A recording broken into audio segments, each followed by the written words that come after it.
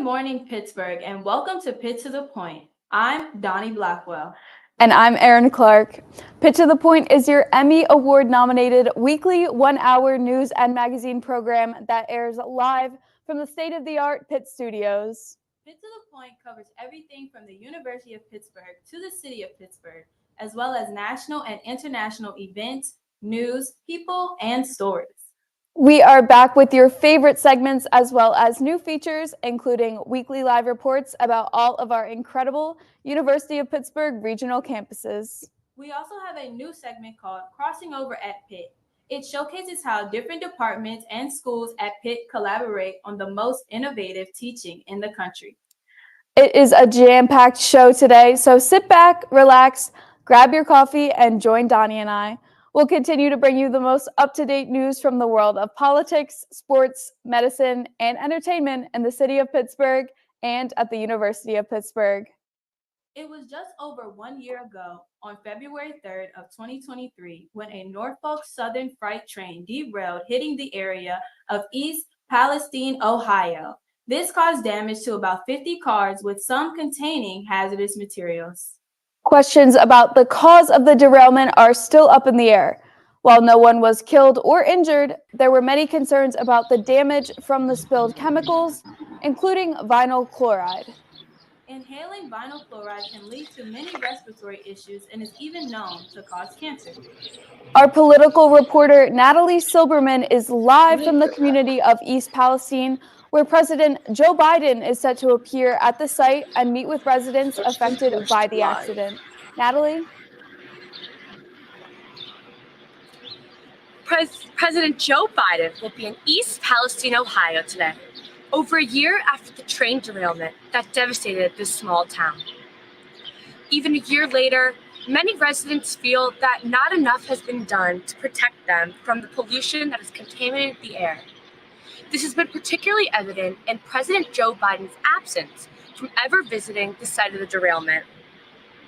He has received intense scrutiny for this since it happened last February.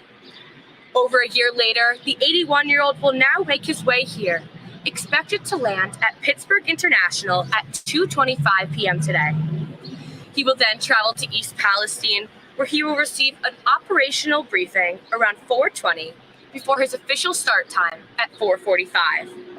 He will then return to Pittsburgh International at 7:35 p.m. tonight, landing back in Dover, Delaware at 8:45. Biden was invited to East Palestine by Mayor Trent Conway, as well as other community leaders.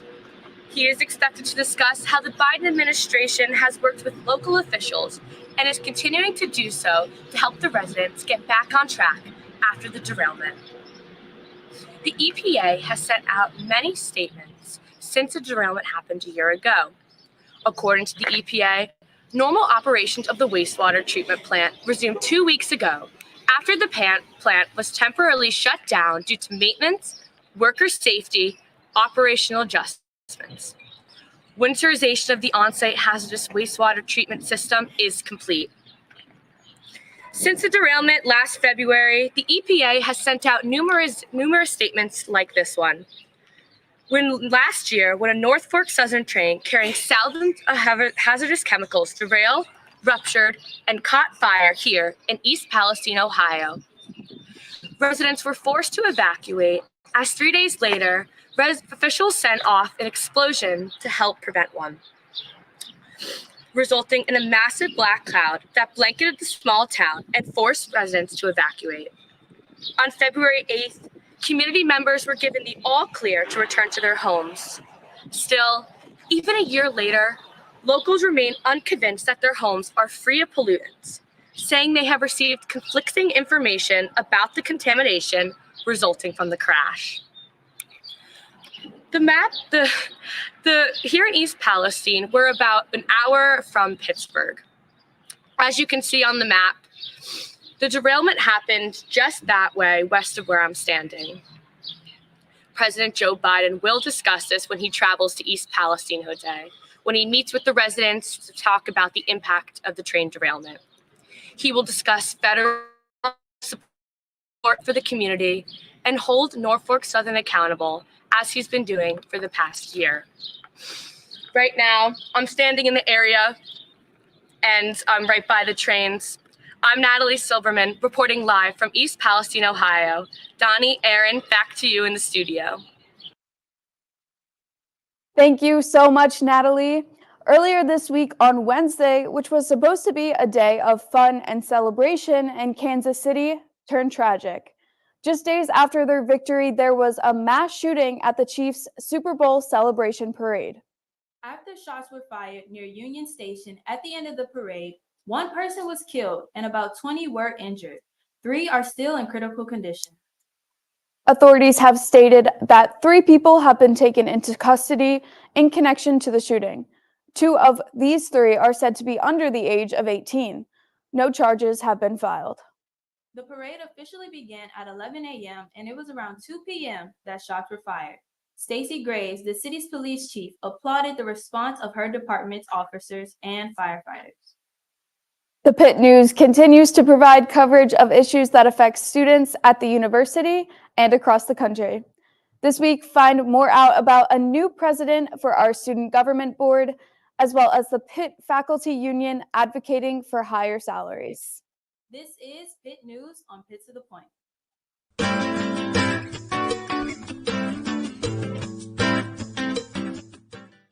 Pitt Space Initiative joins Keystone Space Collaborative. The University of Pittsburgh Swanson School of Engineering joined the Keystone Space Collaborative, a nonprofit organization committed to space-related studies and technological advancements. This partnership highlights the increased investment of space exploration in Pittsburgh at the university and community level. Sarah Mayer runs uncontested in the SGB presidential election. Sarah, a junior neuroscience and psychology major at Pitt, is the only candidate running for the presidential position of the Student Government Board. Sarah and her slate, the Blank Slate, plan to develop the Students of Color Solidarity Task Force into a permanent committee and enhance the Career Center's support for postgraduates.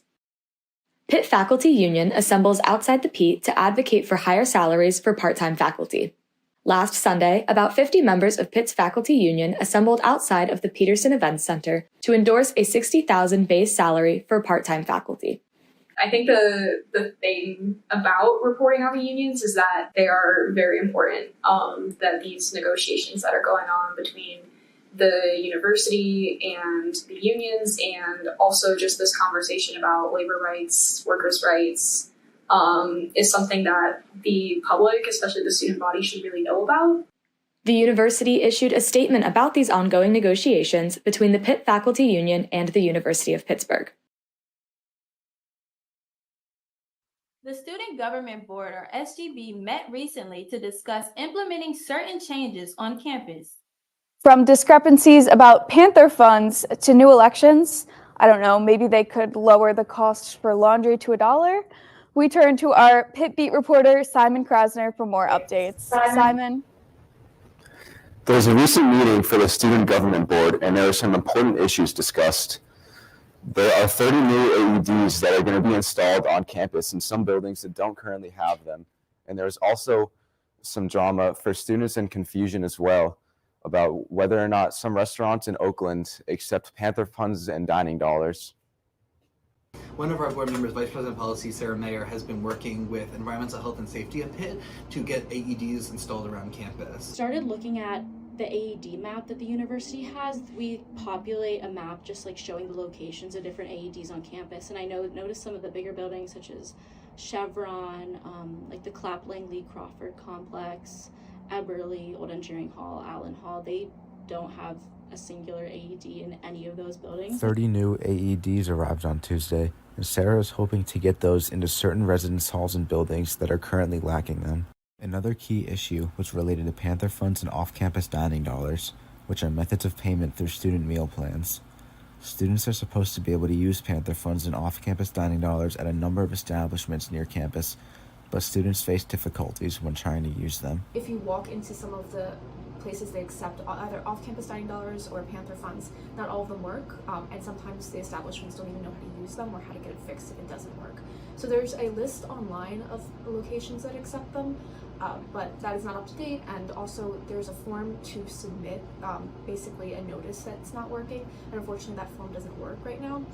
So we were talking with some people in leadership about that as well, and they're hoping to get that fixed. I know that Giant Eagle previously didn't accept dining dollars, even though it said they did, so they contacted Giant Eagle and they do now, so that's really awesome. But the issue also more broadly is communication to the student body about what things work and what things don't.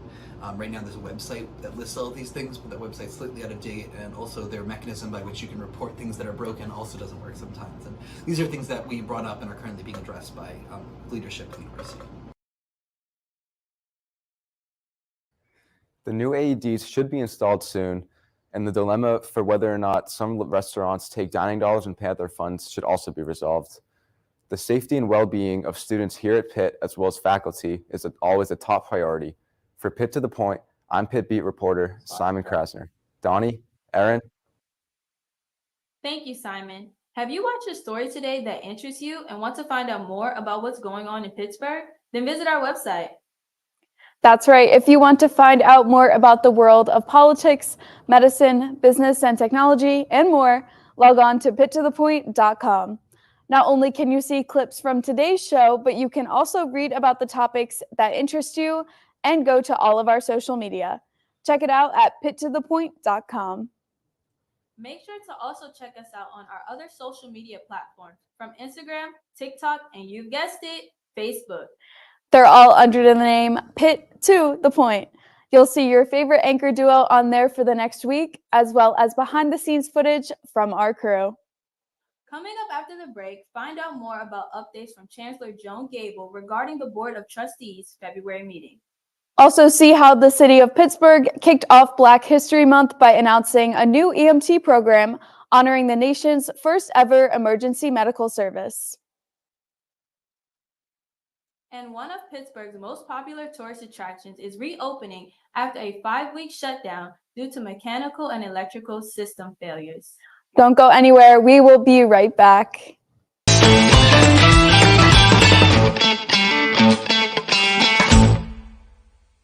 Time for your next adventure. No idea what I'm going to do tomorrow. How exciting.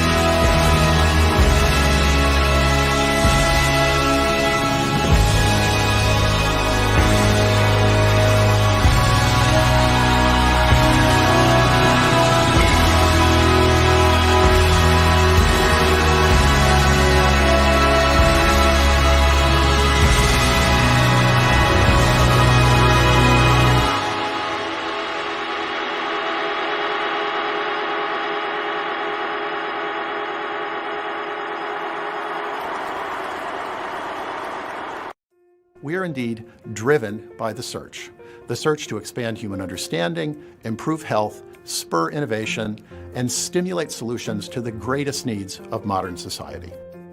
Our collaborative approach has resulted in 229 patents, 28 startups, and 649 invention disclosures over the past 2 years.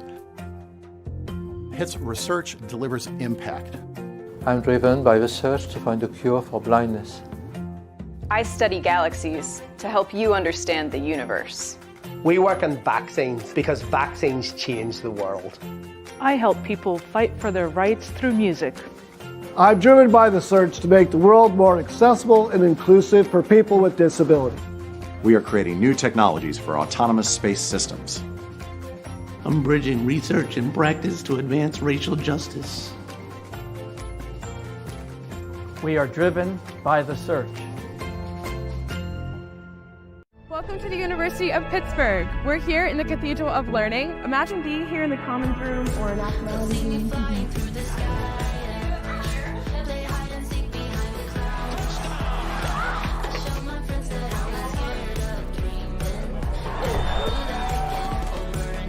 What do you think? So what do you think? Hail to Pitt. Hail to Pitt. Proud member of the ACC.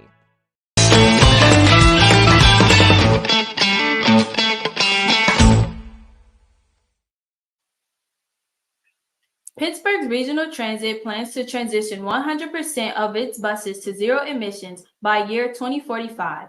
They currently have 730 buses that are now electric.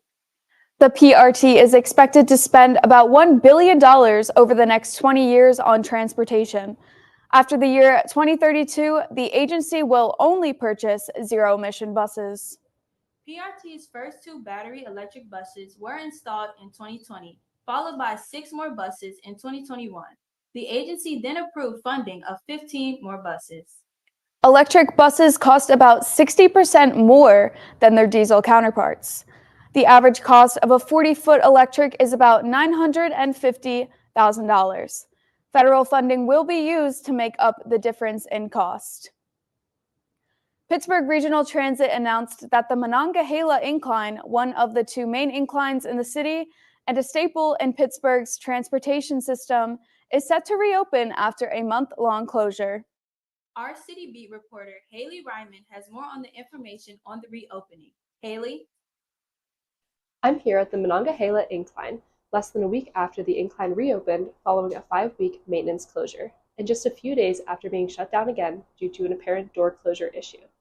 I had the chance to speak to Adam Brandoff, Director of Public Relations and spokesperson for Pittsburgh Regional Transit, about these recent closures. The incline is 154 years old. You can't just go to Home Depot and pick up parts for it. So it is very expensive to operate, very expensive to maintain. Once you sort of get into the guts of the incline, you don't know what you're going to find. You don't know how necessarily to make repairs and create those fixes. So that sort of has to happen on the fly. We have engineers that they're, some of the top engineers in their field, but it is not a simple task. The incline was closed for about 5 weeks. The main thing that was at fault for that closure, if I understand it correctly, so there's devices underneath the car of the incline and attached to the station, sort of tell the car it's getting close to the station so it can slow down. So they're switches, that's what we call them. And so the switch did not activate. And so ultimately, when it initially happened, the car hit the station. It didn't cause any damage. Nobody was injured or anything, but obviously that shouldn't happen. So we had crews pretty much start the investigation of how did it happen, and obviously how to prevent that from happening again. So that took about 5 weeks, and we're here we are today. So we do appreciate both the hilltop communities who are impacted, the businesses who are impacted, and the people. They expect to go up and down the incline without any incidents, and we want to make sure that it continues to run for another 150 years. As of now, the Mon Incline is back up and running.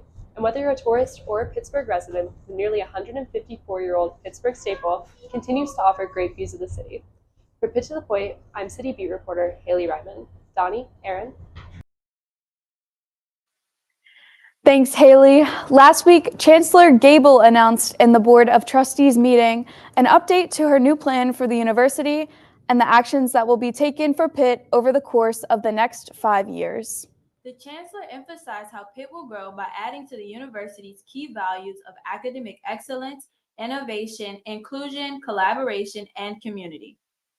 The board also approved Trustee John Van Berneck as chair-elect for the term beginning July 1st in 2024.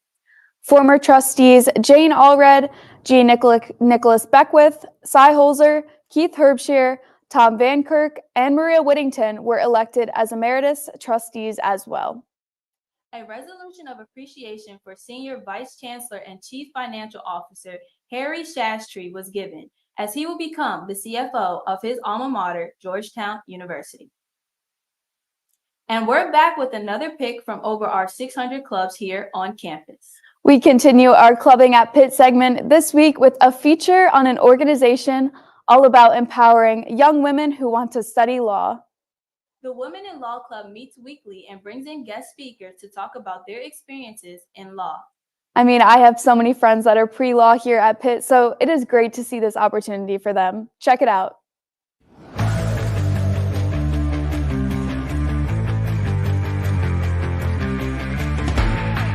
Women in Law is an organization here at Pitt that focuses on encouraging young women to go into the legal field. We do this through creating an environment for them to find peers and resources that they can use and feel supported through, no matter what step of the law school application journey they're in.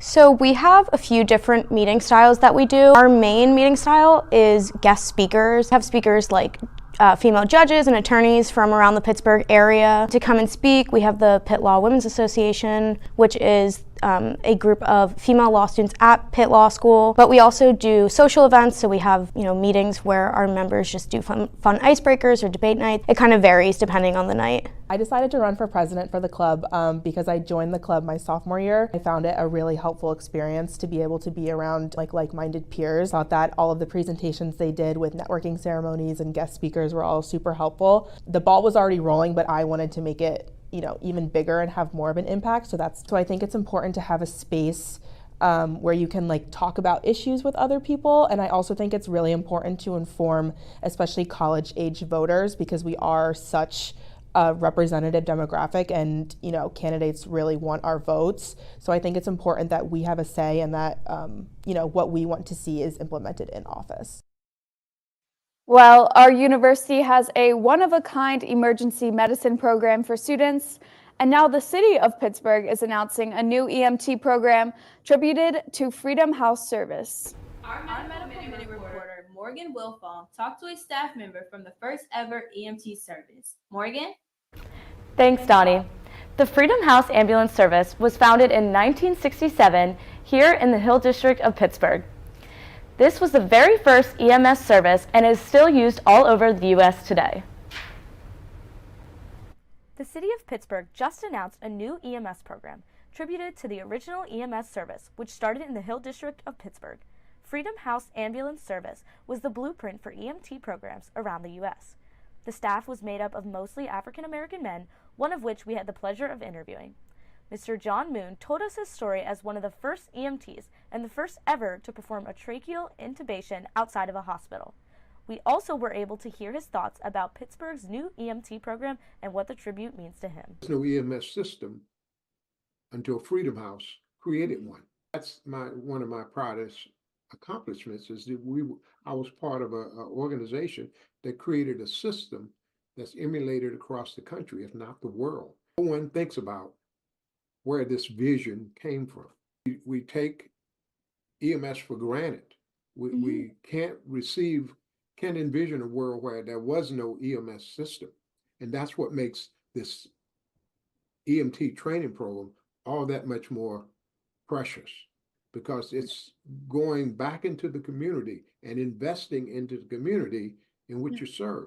It's trying to serve a twofold problem: the lack of diversity in Pittsburgh EMS, and it's opening up an opportunity for individuals that have not had an opportunity to be exposed to this as a career path, to let them know that this is something you can do. This new program is set for 12 weeks and is open to anyone with a high school diploma or GED and a driver's license.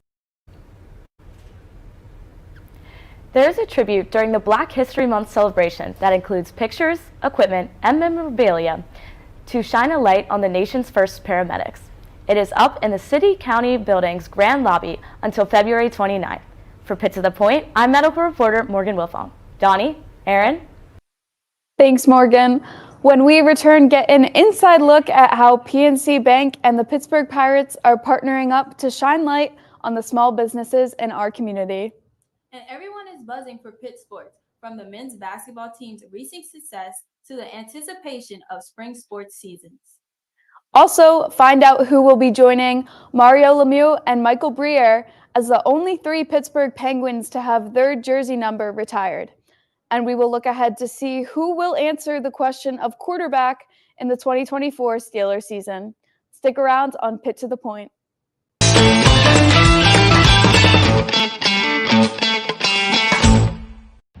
They come here, forged in the spirit of change, pushing to answer the questions, and then questioning the answers, embracing each challenge as fuel for reinventing the world. Because here, leadership, courage, creativity, innovation, and progress are always in progress. The University of Pittsburgh. Welcome to the University of Pittsburgh. We're here in the Cathedral of Learning, which, if you can imagine being here in this grand historic building. I'm a time when I strive for the greatness, yeah. You can't stop me now. I just wanna we running up, we can't lose you. I walk a mile in my shoes, yeah. There's nothing that I can't do, yeah. What do you think? Hail to Pitt. Hail to Pitt. Here, progress is always in progress. Proud member of... Time for your next adventure. I have no idea what I'm going to do tomorrow. How exciting.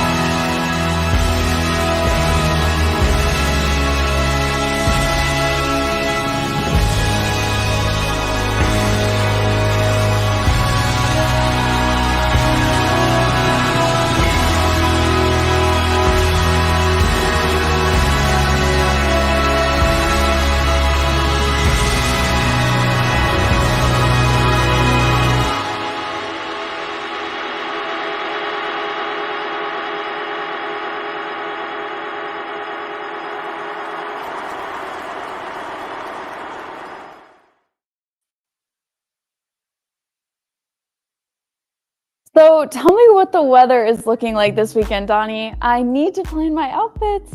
Well, Erin, it's going to be pretty chilly all weekend. We'll see temperatures in the mid-30s and low 40s and expect some wind as well, with gusts up to 17 miles per hour. We won't see the sun a lot either, as we can expect partly or mostly cloudy conditions all weekend. So I would make sure to grab your coat. I'm on it. PNC Bank and the Pittsburgh Pirates announced their 5th year of Going to Bat. This relates to a small business program that highlights 6 local businesses that have made a positive impact on the community. That is just great. We love to see the success of small businesses in the area. Let's turn it over to our business and tech reporter, Kayla Pattison, for more on this and previous winners. Kayla? The Pittsburgh Pirates and PNC have teamed up to provide marketing services to promote 6 small local businesses. Selected winners will receive a marketing package valued at $100,000 plus a $5,000 grant. Exposure includes radio and television commercials to in-game advertisements with the business's logos. These efforts are designed to promote the entrepreneurship in Allegheny County. This Wednesday, the Pittsburgh Pirates catchers and pitchers are catching the Rays and have reported to spring training in sunny Florida, marking the start of the 2024 season. The Pirates are in team with PNC this season for the 5th consecutive time to support small local businesses in Allegheny County. 6 are picked to be showcased in each respective month of the baseball season.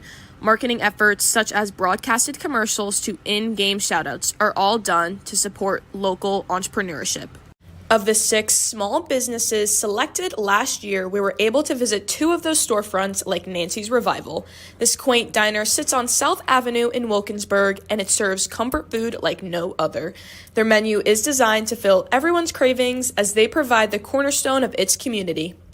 The second small business we visited was Live Fresh Cold Pressed Juice and Smoothie Bar. This homegrown business was nominated for their Northside location and have reaped the opportunity that the Going to Bat initiative brings. This health and wellness-based business is stemmed from husband and wife owners Brett and Katie Gilliam. The Pirates gave them great hospitality at home games while marketing their business to the crowd. When visiting the Live Fresh location on campus, co-owner Katie shared her pieces of advice to small businesses that are considering to apply. Basically just go for it. You never know what opportunities will be presented to you through anything that comes your way. The award and the grant opened up so many windows of opportunity for us and presented us opportunities that we really never would have pursued or had the access to otherwise. The it's not only the Pirates and Catchers' first week of the season, but it is for small businesses to promote and for the local business to define their community. This opportunity should not be overlooked as local businesses define community, and this could be the strike thrown of a lifetime. The deadline to apply is this Sunday, so do not miss out. A home run can be waiting for you at the plate. For Pitt to the Point business and technology reporter, I am Kayla Pattison. I now turn to City Sports reporter Megan O'Connell at PPG Paints Arena. Megan? Thanks, Kayla. Jaromir Jagr, the iconic right wing who made an indelible mark on the Pittsburgh Penguins, will join an exclusive club this Sunday as his number 68 jersey will be retired. Jagr's jersey retirement ceremony will elevate him to the esteemed company of Penguins legends, notably as only the third player in franchise history to receive the honor.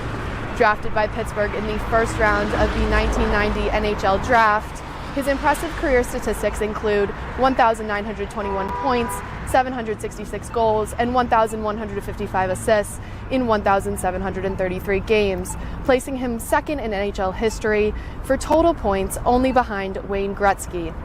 A 7-time selection to the NHL first All-Star team, the 51-year-old enjoyed a storied 24-season NHL career, playing for 9 different teams. His accolades with the Penguins include winning the Hart Trophy as NHL's most valuable player and the Art Ross Trophy as the league's leading scorer on 5 different occasions.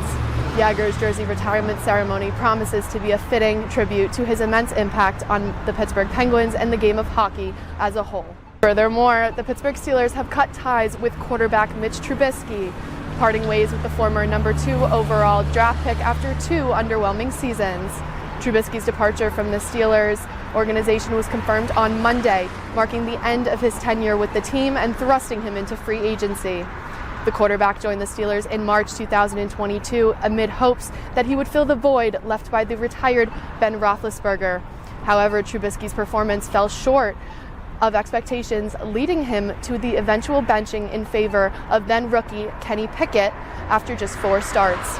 Despite receiving another opportunity to showcase his talents during the season, filling in for an injured Pickett, Trubisky failed to deliver, suffering losses against New England and Indianapolis before ultimately being replaced by third-stringer Mason Rudolph. In related news, Steelers Nation is swirling about the franchise potentially making a move for Chicago Bears quarterback Justin Fields, based on betting odds released by DraftKings. Fields' performances with the Bears have demonstrated his potential to elevate the Steelers' offense to new heights. The potential acquisition of Fields by the Steelers suggests a strategic move to reshape their quarterback position for the upcoming season. The Pittsburgh Pirates are gearing up for the upcoming baseball season, as pitchers and catchers reported to Pirate City in Bradenton, Florida, where they will play in the Grapefruit League games. Among the notable prospects joining the camp is Paul Skeens, considered one of the most exciting talents in the Pirates franchise. In addition to the influx of young talent, the Pirates made significant moves in the offseason to strengthen their roster. Marco Gonzalez and Martin Perez were added to enhance the big league rotation. The Pirates Grapefruit League will kick off with an opener against the Minnesota Twins on February 24th, followed by their Lacombe Park debut against the Baltimore Orioles on February 25th.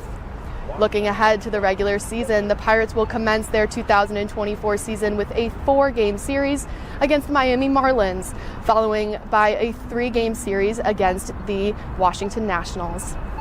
As the Pirates prepare for the upcoming season, anticipation is high among fans, eager to see how the team's blend of seasoned veterans and promising young talent will fare on the diamond. From PPG Arena in downtown Pittsburgh, I'm City Sports reporter Megan O'Connell. Donnie, Aaron. Thanks, Megan. Well, my favorite time of the year, March Madness, is right around the corner, and the Pitt men's basketball team is making a push to appear in the NCAA tournament for the 2nd year in a row. We turn to our Pitt Sports reporter, Risa Campbell, for more on this and other Pitt news sports. This past week has been an impressive week for college sports. From basketball, football, and baseball, the college sports culture is more energetic than ever. With fresh athletes, coaches, and a wide student fan base, the Pittsburgh Panthers have long but exciting seasons ahead of them. Beginning with baseball, today marks the first official day of the 2024 season. Pitt baseball looks to build a new legacy, as last year was their third consecutive ACC tournament appearance, despite losing the series finale to North Carolina State. The team ended the 2023 season with a 24-31 record and a new Pitt ACC tournament record of 6-3. Make sure you check out the schedule for the 2024 season. And with new coaches and highly skilled players, the team is hopeful at a fourth consecutive appearance in the ACC tournament. Make sure to view their season opener today as they look to play Maine at 1 p.m. in Centennial Park in Port Charlotte, Florida. In other news, this past Tuesday, February 13th, the Pitt Panthers men's basketball team rose in rankings and continued in the NCAA tournament push with a huge upset road victory against the Virginia Cavaliers. This was a major upset victory as the Panthers snapped Virginia's 23-game home streak, the longest active streak in college basketball. The Panthers defeated Virginia with a score of 74-61 and are now on a 4-game win streak while winning 6 of their past 7 games. The last team to defeat the Cavaliers occurred back in December of 2022, and the Panthers competed with the same high energy with scoring 35 points in the first half, which is 8 more than the second highest total of an opponent in Charlottesville in the current season. The Panthers are now on a continuous rise as they are number 6 in the ACC and have gone from number 83 to number 53 in net rankings in the past month. The team is now more motivated than ever to defeat more high-ranking teams like Virginia and to move down even more net rankings in the rest of the season. Now, after 4 Pitt players competed in the 2024 East-West Shrine Bowl on Thursday, February 1st, 3 Pitt players have been invited to compete in the 2024 NFL Combine. Pitt players Matt Goncalves, Bub Means, and MJ Devonshire were invited to play in the opportunity to improve their draft stock value for the 2024 NFL Draft. While they all competed in the Shrine Bowl, AJ Woods and Devonshire all saw the field, making a huge impact for the West team, emerging with a 26-11 victory over the East. The NFL Combine begins Monday, February 26th at Lucas Oil Stadium in Indianapolis. Finally, Pitt football has seen many quarterbacks over the years, from Pickett, Slovis, and now the team is excited to introduce a new quarterback for the 2024 season, Julian Duggar. This past Wednesday, February 14th, Duggar, as well as many other players and coaches, spoke at the 2024 Newcomer Press Conference and talked about what they are excited and planning to achieve this season. Let those guys know that we are in this together. You know, I'm going to screw up as a coach. I'm going to tell you the wrong thing. But guess what? That's okay because we're going to move on. We're never going to get beat twice. We're going to constantly get better day by day. So I think it's huge for all of us to be in this thing together. You know, learning Coach Narduzzi a little bit too as a staff, learning how he likes things to be. I know that I have to put in the work to get the opportunity. It's not just going to come easy. So I'm doing everything I can do on my part to try and get there, but that's going to be tough. But I'm definitely trying. The new freshmen have a huge amount of potential for the Pitt coaching staff, for the rest of the team, and for the ultimate culture of college football.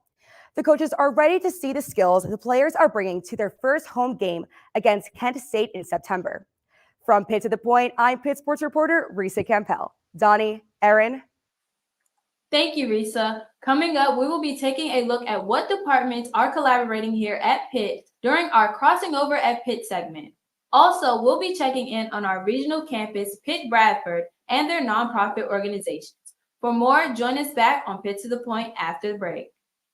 And we will also be turning it back over to our crew live from East Palestine, Ohio, where President Joe Biden is meeting with many people affected by the tragic train derailment. Did you know, Donnie, East Palestine, Ohio isn't that far from us. It's only like a 45-minute drive, so we could still make it. We'll be right back. Welcome to the University of Pittsburgh. We're here in the Cathedral of Learning. Imagine being here in the Commons Room or an Nationality Room.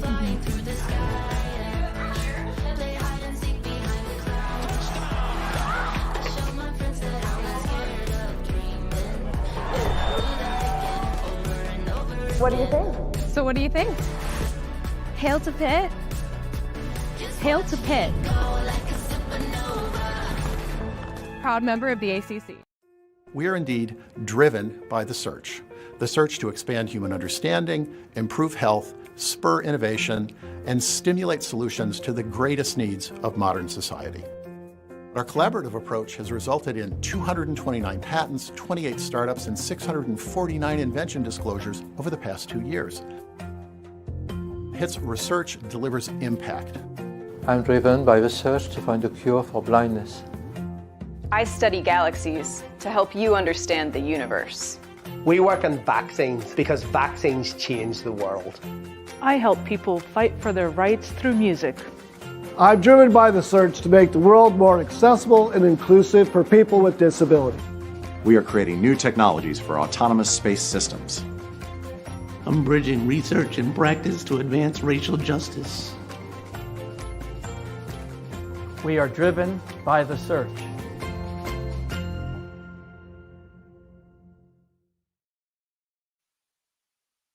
This week on our Crossing Over at Pitt segment, we are talking sustainability and environmental justice. Environmental justice has research happening all over Pitt throughout the spring semester.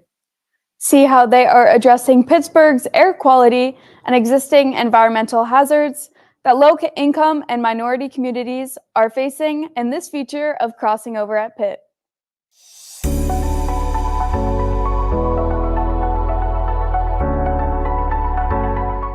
For environmental justice to fully be understood, one really has to know that it is a multidisciplinary academic pursuit.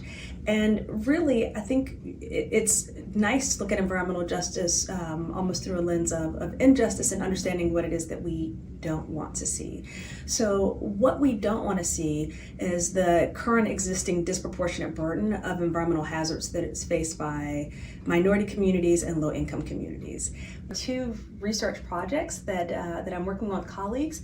One is a study that we call FAIR, which is a play on fair and air. And we are looking at residents in Homewood and getting a measure of their asthma severity and their indoor air quality, and seeing what low-cost interventions can help to reduce asthma severity in those households. We also offer speakeasies. They're really fun. And those speakeasies then will match the research themes that we've identified. We also offer educational opportunities for both undergraduate and graduate students. So for example, some undergraduate students might be interested in a sustainability certificate, and we have different tracks associated with that. We also offer a sustainability transcription of distinction. And if you're in graduate school, you also have the opportunity to look and work towards a graduate certificate in circular economy, along with PhD opportunities in circular economy as well.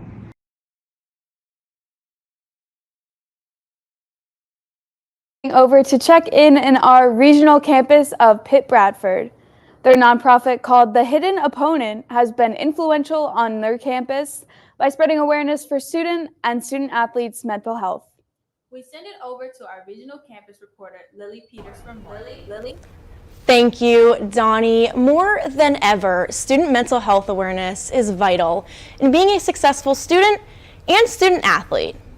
Pitt Bradford's nonprofit, The Hidden Opponent, strives to break the stigma and spread mental health awareness and empowerment throughout its campus. Last weekend, the organization hosted its Green Game to showcase these goals. Take a look. Pitt Bradford's nonprofit, The Hidden Opponent, spreads awareness and empowerment for mental health within its entire student body. This weekend, the nonprofit held a campus-wide Green Game during its men's and women's basketball games promoting student mental health. Hannah Fisher, captain of the organization, shares more. I sent out a survey recently, and some of the results were really interesting, like seeing how stress before a game impacts your playing or after. I just feel like there's so much more that could be done within athletics specifically, but mental health in general.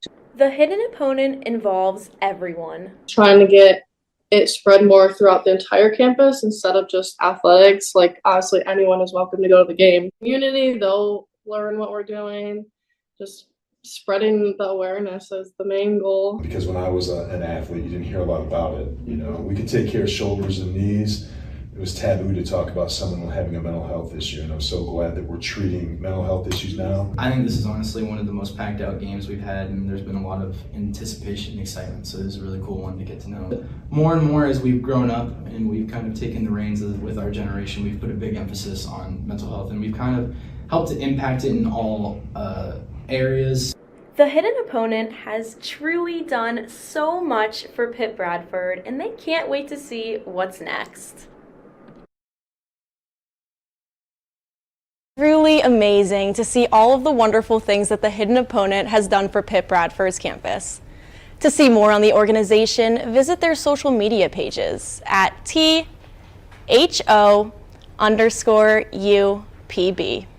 For Pitt to the Point, I'm Regional Campus Reporter Lily Peters. Erin, Donnie.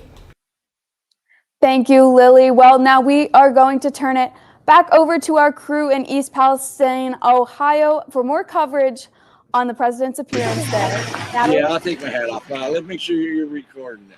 Yeah, we got it. Hi, still here live in East Palestine, Ohio. I'm here today with Jones. So you're not a resident of East Palestine, No, I'm not. but you have many friends that live here. I know some people that live down here, yes. And what have their experiences been since the train derailment? Not good. The federal government has done nothing to help these people. Nothing at all. And you were explaining to me earlier that you actually passed the trains on the way here. Yes, yeah. It's still a mess down there. They got those big containers that haul sludge and junk, and they're pumping stuff into them probably 24/7. Oh boy. And you're here with your friends today who live here? Well, no, they're working, but Okay. I just came down to support the East Palestine people today. And what do you think? So your stance on Biden coming, you think it's too little, too late? It's way too late. Way too late. Yeah. And in regards to the EPA, what do your friends think they've done to help? If anything? I watched the newscast this morning. This guy, Dr. Rick Taki, running for Congress or something like that. He says the EPA's lying because he's kicked up dirt in the creek down here, and you can still see chemical, different colors in the water. Yeah. Jeez, sounds like it's terrible. It's terrible. Not sounding great. Well, thank you so much for joining us today, Jones. Really, really appreciate it. Thank you very much. Yes, Y'all thank have you. a safe trip back You to too. Pittsburgh. Thank you. Bye-bye. Did you get a young? That was Jones, and I'm Natalie Silverman, reporting live from East Palestine, Ohio. I'm political reporter. Erin, Donnie, back to you in the studio. Thanks, Natalie. Are you interested in theater? Well, when we get back, we will be talking about the theater festival meant to push creativity in the city and how you can catch that this weekend. And with more live coverage from East Palestine, Ohio, our political team will bring us back in from the break with more on the president's visit to the town and how residents will be expected to move forward after this traumatic accident that endured only 12 months ago. Stay tuned. We are the University of Pittsburgh, forged in a blue-collar city with gold standards, where innovators, researchers, thinkers, and healers are always reaching for new heights. There is no limit to what we can accomplish when we put our minds, our hands, our soul, and spirit toward it. Here, progress is always in progress. Hail to Pitt, proud partner of the ACC.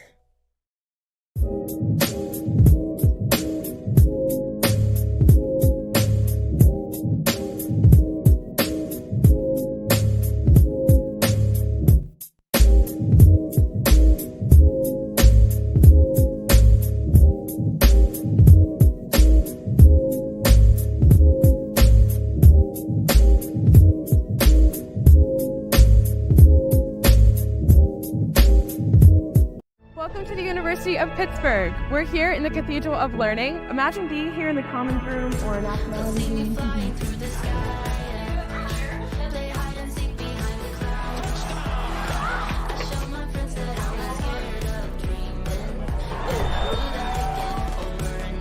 What do you think? So what do you think? Hail to Pitt. Hail to Pitt. Proud member of the ACC.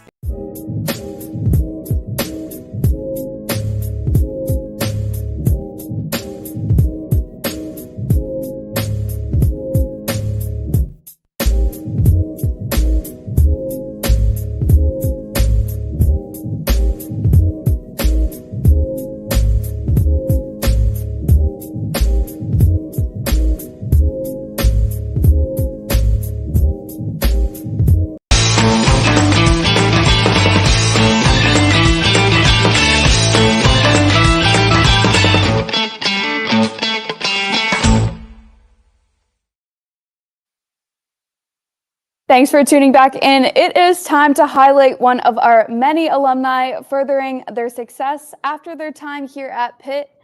And this week, I think you have a lot in common with our alum, Donnie. I know, right? He worked for WPTS Radio and the Pitt News, just like me, and has gone to continue his work as a journalist. See Dexter Henry talk about his experiences and how he is incredibly proud to be a Panther in this week's Alumni Spotlight.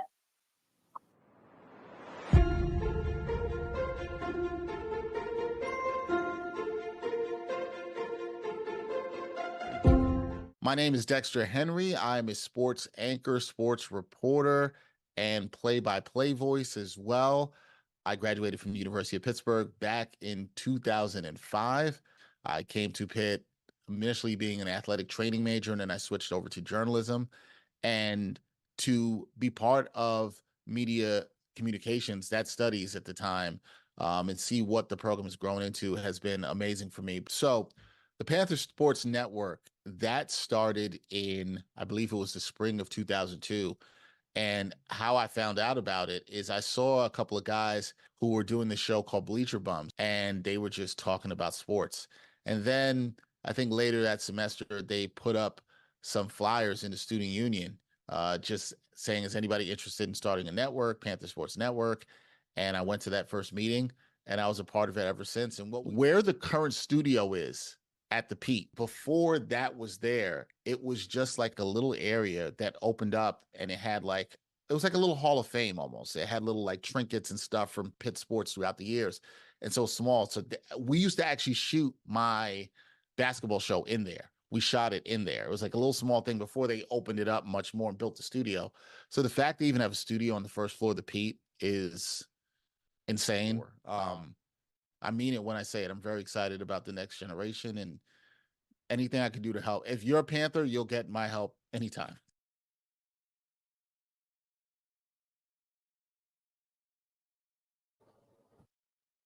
Thank you for tuning back in to Pitt to the Point. See a story you like and want to find out more about what's going on in Pittsburgh? Then make sure to visit our website. That's right. If you want to find out more about the world of politics, medicine, business and technology, and more, log on to pittothepoint.com. Not only can you see clips from today's show, but you can also read about the topics that interest you and go to all of our social media. Check it out at pittothepoint.com.